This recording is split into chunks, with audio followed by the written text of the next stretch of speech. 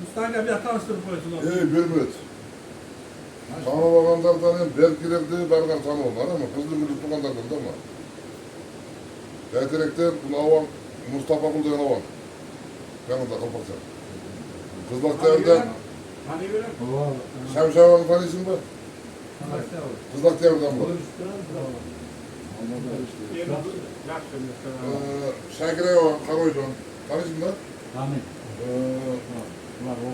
Mirla, bunlar doktor oldu, üstel evinden geldiler artık. Barış'ın Bek'ten grupanda varsın mı? Varsın Bek. Şu Barış'ın Bek bunlar.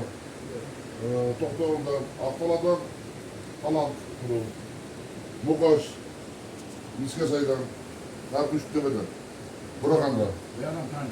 Ben biliyorsun hep. Ben biliyorum doktor olmuşsunuz. Ola, biliyorum, alındı. Ali Sekan payızı verdi bir hafta. Bulaşıkların payızı verdi. Yılan dedim bu. Ya kızını gördük Doğan bunları.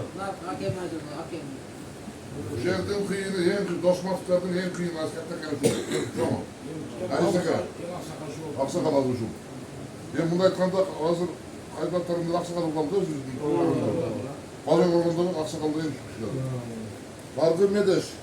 Kamerada cenab-ı oturtmayın da. Kengeç tanısın lan. Kızını gördük. Kızını gördük, aklın gibi. Zoldu. Yoldu var, özgür ait bakınız. Ha bunu bakalım. Bir yakın gelsin. Herkesin birkaç derler. Men. Bakadıra gelmiş. Sen Murat, kızının kurduğun kaybatlar, atını tutalım. Çoran. Yolan mı? Oldu ek senet onlar. Kızlar kızını kurduğun kaybatlar. Uçuyor. Ben kamçıya var. Kamçıya kovmağında odamda. Bana şu adı Urmat Güneş olacaktım.